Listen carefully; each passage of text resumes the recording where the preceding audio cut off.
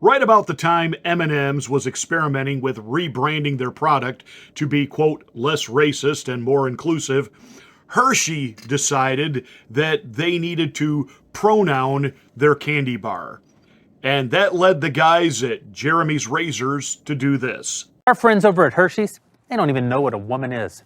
They've hired a biological male to be the spokesperson for their Women's Day campaign. And they're calling that campaign, and I swear I'm not making this up, Hershey. Hershey. Jeremy's chocolate. We have two kinds. She, her, and he, him.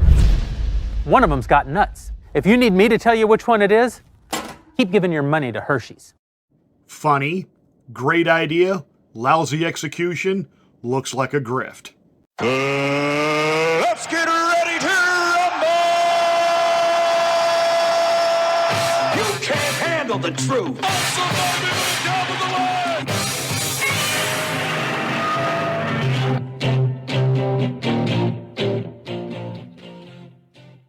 Hi, I'm Pastor Marty. This is the Afternoon Drive. Thank you so much for watching. This is where I rant and rave about politics and pop culture.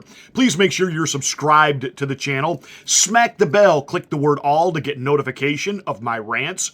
Make sure you're still subscribed. Even if you have in the past, they could have unsubscribed you. I don't do that. YouTube does. Why? I don't know. Your guess is as good as mine, but I'll bet we can guess. And please, like and share this video so that we can get the word out and build the algorithm. Thank you. Our friends over at Hershey's, they don't even know what a woman is. They've hired a biological male to be the spokesperson for their Women's Day campaign. And they're calling that campaign, and I swear I'm not making this up, Hershey. Hershey. Jeremy's chocolate. We have two kinds. She, her, and he, him. One of them's got nuts. If you need me to tell you which one it is, keep giving your money to Hershey's. So again, the ad was clever. It was funny. You know, they're going to take on the whole social issue of, preferred pronouns, etc. He, him, it has nuts in it. She, her, nutless. Funny. I knew when I ordered it, it was going to be expensive. Obviously, this is not mass-produced like Hershey. They don't have a national network and distribution setup. This is what we would call a novelty purchase. I understand that. 4 bars cost $25 with the shipping. That's a lot of money for a piece of chocolate. I haven't eaten this yet, but this thing better taste like a friggin' Wonka bar when I do. Here's my issue. We're being told by people like Ben Shapiro at The Wire and the Daily Wire and about building an alternative economy. And we got everybody and their brother now. They got their own coffee brands now. Most of these guys that do the YouTube channels have got merch, t-shirts, all of that. I don't have any of that. For my radio show, I have a coffee mug and I give it to people. And it costs me $15 a pop. But I give it away. Why? My way of just saying thank you. Thank you for watching. And I've got no problem with businesses, especially, it drives us insane to think that every time I give my money to certain businesses, it's being used for the liberal causes that beat me over the head every day. I get it. It's kind of why I, for the fun of it, bought this. But here was the problem. I bought this the 1st of March. I got an email that I would have it delivered by March the 15th. March the 15th came and went. April the 15th came and went. May the 15th came and went. I got these yesterday. I had sent a couple of emails to their customer service and was basically told to bust off after my debit card had already taken the $25 out of my account when I made the order back in March the 1st. Then out of the blue, a couple of days ago, I get an email. Oh, we realize you haven't gotten your order yet. We're going to send you your original order, and we've doubled it. We're sending a double order. I got my original order, I didn't get my double order, and I didn't get a refund. Even woke McDonald's, if you go through the drive-thru and they make you wait, they bring you out a free apple pie, or, they give you something. And here's my issue. We're taking on these culture wars, and we're going in on this whole woke. Go after the woke mind virus. Get them. And on the one hand, I get it. I understand it. Build an alternative economy. I agree. But if you're going to do it, you've got to be above reproach. If you're going to attack these businesses like Bud Light and Target and Coca-Cola and whoever, Nike, for their ideology and what they're doing. Here's the thing, though. I can go get the Hershey bar. I can go get the Coca-Cola. I can go get the Nike product. And I get, when it's a startup, yes, there's going to be some supply. But don't promise me the moon and then deliver me nothing. Because it goes back to when Republicans would run around talking about pro-life, and then doing zero. Donald Trump, the New York billionaire, he's not pro-life, he's pro-choice, and yet he gave us the most pro-life justices ever who overturned Roe versus Wade. It's the difference between talk and action. Actions speak louder than words. Great. So you made a really funny commercial. You went after Hershey over a stupid thing that they were going to pronoun their candy bar. It was funny. It was clever. I should have known, you being in association with Ben Shapiro, who is a fraud in his own right. But let's go ahead. Let's take a look at this, because when it arrived in the box yesterday, there was a little, what do you call it? Like an ice pad, supposed to keep it cool. That thing was warmer than warm. I have no idea how long this was been on its way to me. But here it is. It's got the almonds, the nuts, whatever's in here. That's the first time I'm trying this. Right here, I could be taking my life into my own hands. And if I die, I did it for you, the audience.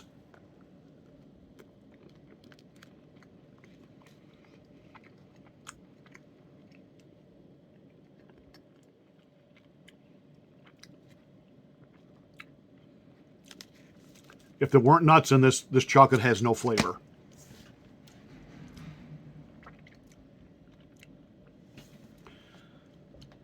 You make an inferior product, you charge $25 for it, and then you deliver it 3 months late. You talk conservative, but you deliver a Democrat. Talk. Big promises, big vision. We're going to wipe out poverty in our lifetime. Just give me the money. Give me the money. We'll wipe out poverty. Give me the money. Give me the money. We can make the economy boom again. We'll put people back to work. Just give me the money. Give me the money. Give me the money. Give me the money. Give me the money. Give me the money. Give me the money. $25. Give it to me. And I'll deliver you that. If you're going to build a business, patriotic, we're conservative, we love America. Good. We're not going to use the profits that we make on supporting candidates and policies that undermine and destroy you. Good. But deliver me the friggin' product on time, or at least have good customer service saying, you know what, because of the overwhelming demand, we're so sorry. What would you like us to do? Would you like a refund? Or can we double your order on us as our way of saying, we're sorry this has taken so long? Twice, I reach out to customer service. Twice, I'm basically told to bust off. And then poof, one day in my mailbox, there they are. And not even what they said they were going to do. And that's how the average American feels about the average politician.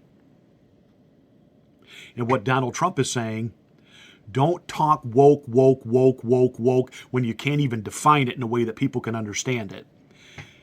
Stick with the specific issues.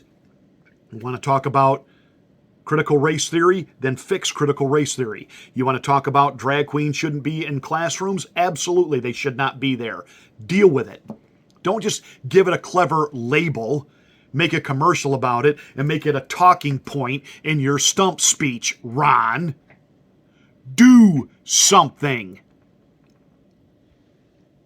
Go woke, go broke.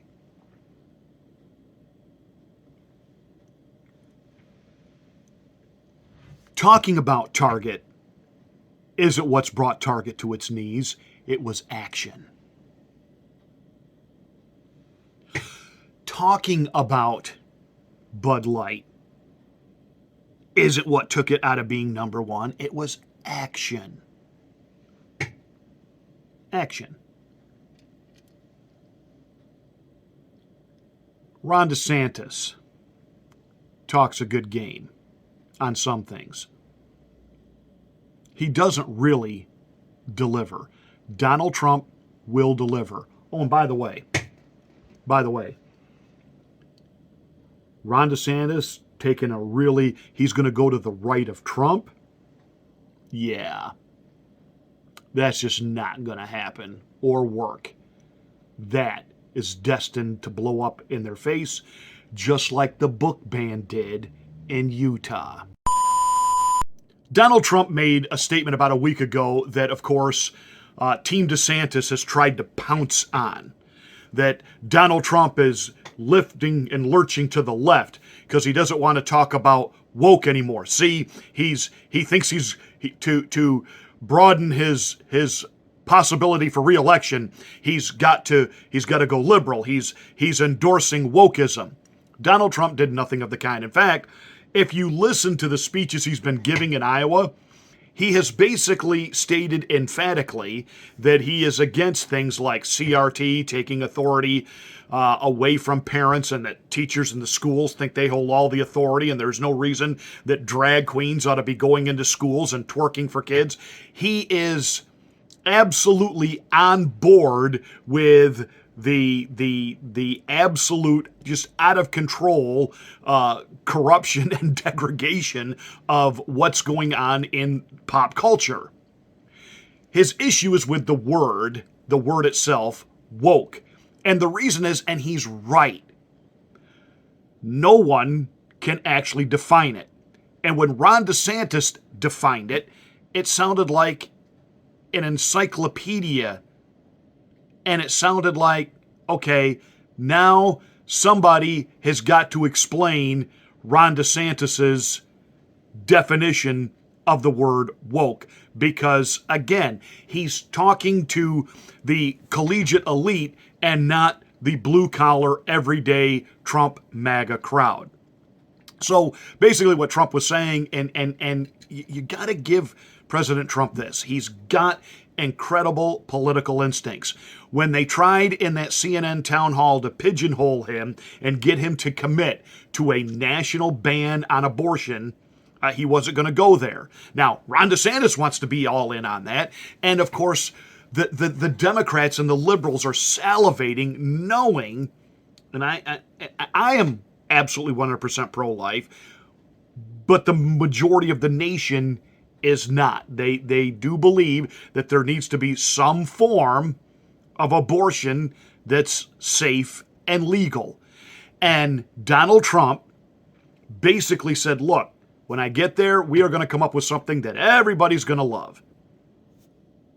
Ron DeSantis wants to go all in. It's a lousy political instinct. And so what he wants to do is attack Donald Trump, and some of you are waffling a little bit because that's what he said. Watch what he does. Watch what he does. What kind of Supreme Court justices is Donald Trump giving us?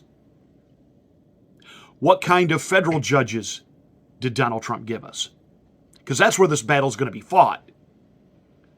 You have George W. Bush, who constantly talked pro-life, pro-life, pro-life, and gave us middle-of-the-road justices and judges, did he not? Said one thing, and that was why Donald Trump so resonated with the American people to begin with, and why he won. Finally, somebody on the GOP side that was going to do what he said he was going to do. I told you that I had grown frustrated in 2016. I was actually going to stop doing politics on my radio show because I'm listening to the Ted Cruzes and to the Marco Rubios and all of the declared candidates at that point. I said, I can't do this. You know, the Mitt Romney, I couldn't do it. I couldn't do it again. And then Donald Trump took that escalator ride, and I am all in. And the reason being, every 4 years out would come the conservatives with their pro-life talking points. Their pro-family talking points. And that's all it was. Just like the Democrats go out every 4 years and lie to the African-American community about what they're going to do for them and how racist the Republicans are and stick with the Democrats because, you know, we're going to take good care of you. And look at every Democratic-run city in this country. It is a hellhole and a sewer pit. And the worst of it is the fact that they have segregated the city and the system and pushed the black Americans into the absolute worst hellholes on the planet. But then blame it on the Republicans, even though it's Democrats that run everything there. Think it through. And yet, every 4 years, black Americans come out to vote overwhelmingly Democratic. Why? Because the Republicans are racist. The Democrats told me so. And every 4 years, the Republicans would come out and they would go to middle America and they would go to pro-traditional America and they would talk about the evil Democrats and the sin of abortion and the sin of homosexuality and all these things that were coming after their families. And then they would go back to Washington and do zilch. Donald Trump is basically saying, no more labels, no more talk. Let's do. Now, as a result of that, Donald Trump in his first term, and people who were initially against him, like Glenn Beck, remember when Glenn Beck stuck his face in a bowl of Cheetos? Like, what the heck are you doing? Calling him Orange Man? About halfway into Donald Trump's first term, Glenn Beck went on the air and basically said, wow, was I wrong? This guy is way more conservative than I thought. In fact, most political pundits on both sides will tell you that you got more conservatism under Donald Trump even than Reagan. And you certainly got a lot more than you ever got under either of the Bushes. So Donald Trump is the real deal. And Donald Trump's like, let's wage the fight. Let's not get bogged down in these labels, because he sees in that political instinct, you keep going after this broke stuff, it is going to come back to bite you. I give you the book ban. The state of Utah, one of those deep, conservative strongholds, we're told, because it's the home of the Mormon Church, and the Mormon Church is very traditional, very family-oriented. One of these days, I might make a video on the cult of Mormonism, but that's a theological deal, and right now I'm not dealing with that. We're dealing with pop culture and politics. So Utah puts in place, because they're very concerned, obviously, about a lot of the reading material in schools. So basically, they created a law that if it has overt violence or graphic sexual talk, it can't be in a public school library for elementary or junior high students in the state of Utah. And conservatives went, yeah, we're taking back the culture, yeah! And guess what book just got banned? The Bible. The Bible. Yeah, this book right here, this one that, I actually preach out of on Sundays and midweek services, and yeah, the Bible, 10 Commandments, Proverbs. Saw a great meme the other day. Little black kid walks up into the middle of a group of trans and drag queens doing a show at a school, and he looks up at him and he points his finger at him and he says, my grandma says you need Proverbs, not pronouns. Bam! Loved it. So what did the liberals do? They took the conservatives' own law and flipped and twisted back on them. Because the Bible contains violence and sex. Now, of course, this is going to be appealed and it'll go back and forth, but the point is, we get all caught up in this stuff. We go for these visual wins, and in the end, it becomes a loss. I get why Ron DeSantis wanted to strip Disney of its right to quote-unquote self-govern, that they didn't have to abide by any of the state laws when it came to things like zoning and safety codes, that they had their own organizational board. He said, you know what, we're done with that. But the real reason they were done with that is because they mocked him. So he declared war on Mickey Mouse. And in the end, they are probably going to have the last laugh on the governor. Because we can prove with legislation that the governor himself put into place that when he was talking about back in the day, Disney was given this sweetheart deal where they were allowed to govern themselves and not pay their fair share of taxes. He, as governor of Florida, was doing the same thing for Disney and even creating more and more privileges for them right up until the day they publicly crossed him on a policy. So again, Ron DeSantis does nothing because it's an attack of his actual conscience. He kept Florida open because it was wrong for the country to be closed. Bullhawk. He was closing Florida just like every other governor. Don't forget that. Don't forget that.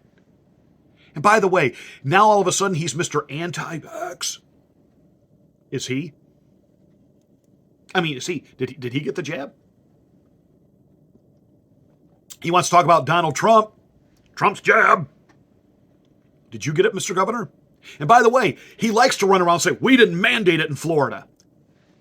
I know firemen who lost their jobs in Orlando because they wouldn't. Get it. And when they petitioned the governor to step in and do something, basically the governor said, well, it's up to each local municipality. I'm not going to override what they do. You're with Ron DeSantis. Don't get me started on what a deep state Trojan horse he actually is. Florida was open because a pastor got arrested and dragged out of his church on live television for having services when churches in Florida were closed. I wonder, giving you your winer in Ohio, and he was having some crazy shutdowns and lockdowns, but he left the churches alone. He was at least smart enough to do that. DeSantis closed the churches. And it was when a pastor got arrested in front of a congregation of 5,000 people being let out of the building by the Florida State Police that the team that surrounds DeSantis ran to him and said, this doesn't look good. And then that's when he opened things. And then it kind of became his zone, and he thought he could out-Trump Trump on it. And let's be really honest, and I wish Trump would change the way he answers the whole jab issue. He understood if he didn't advocate for love potion number 9, the Democrats were going to portray him as, he wants you to die. And he did advocate for love potion number 9. It was the Democrats saying, I ain't taking it. He lost in November. In December, Big Pharma magically announced, we got it. They start rolling it out before Trump left office. Then as soon as Joe Biden got in there, it was warp speed getting it in everybody's arm, because now all of a sudden it was okay. Donald Trump apparently was no longer in the lab in a little white coat making it himself. And what Donald Trump needs to say is, yes, I advocated for that love potion number 9 because I really thought at the time that was the only way we were going to get people to calm down and let everything get back to normal. And I just wanted to give people their lives back. But now Ron DeSantis wants to beat him up over that issue. Remember, everybody was in lockdown madness at that time. And I really do believe that Donald Trump's concern was, again, he's being bombarded with information. We've got to do something so that the American people feel safe again. I am sure, knowing what he knows now, if he had it to do all over again, it would be done drastically different. And even said, I may have been for love potion number 9, but I was never for mandating and making everyone get it.